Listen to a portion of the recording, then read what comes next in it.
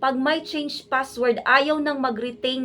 Mahirap talaga sa ating mga nanay at tatay na Welcome to my YouTube channel. Sino dito ang mayroong RCBC online banking? Palagi ba kayong pumupunta sa branch para magpa-unlock or magpa-activate ng inyong online banking app? Dahil nga, pag may change password, ayaw nang mag-retain ng inyong old password. Kaya palaging naglalak ang inyong online banking. Mahirap talaga sa ating mga nanay at tatay na iwanan ang ating mga trabaho, lalo na't meron pa tayong maliliit pa na mga bata na kailangan pa nating alagaan. Kaya naman, for today's video guys, hindi na tayo pupunta pa ng branch ng RCBC para magpa-unlock or magpa-activate ng ating mga online banking.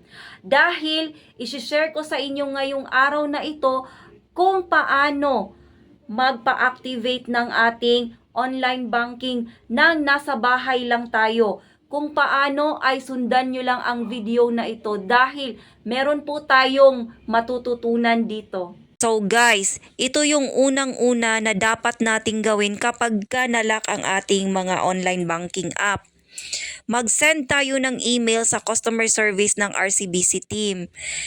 At kinabukasan ay magre-reply sila sa atin. So ito ang reply sa akin ng customer service ng RCBC guys.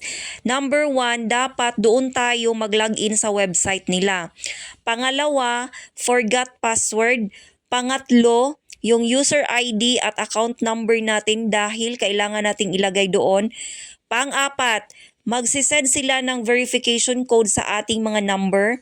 At pang-lima, magsisend sila ng default password at yun ang gagamitin natin para makapag-change password tayo. So, let's do this guys. So, dito sa Google search guys, ay dito tayo mag-search ng RCBC online banking.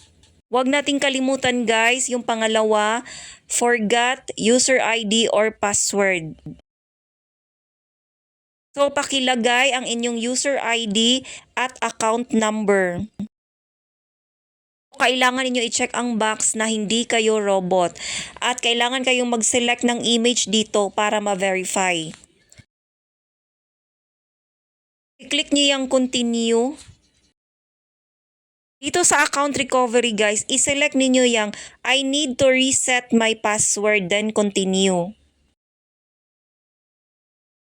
So ito na yung pang-apat guys na magsisend si RCBC ng OTP sa ating mga mobile cellphone.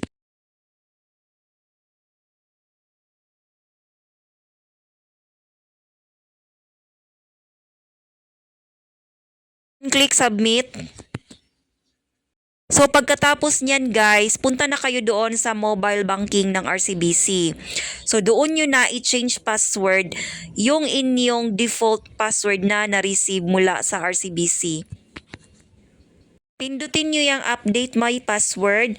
Tapos ilagay nyo yan yung temporary or yung default password at pagkatapos niyan, so it's time to change for a password tapos i-confirm ninyo at i-continue. Pagkatapos niyan guys ay makaka-receive kayo ng OTP mula sa RCBC at pwede na kayong mag-login sa inyong online banking app.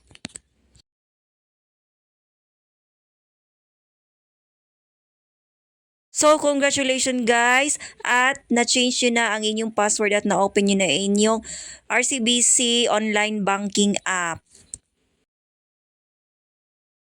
So yun lang guys, napakadali 'di ba? Sundan nyo lang ang step na yon para mas mabilis ang pag-unlock ng inyong mga RCBC online banking app. So hanggang dito na lang at maraming salamat po sa inyong panonood. Bye-bye!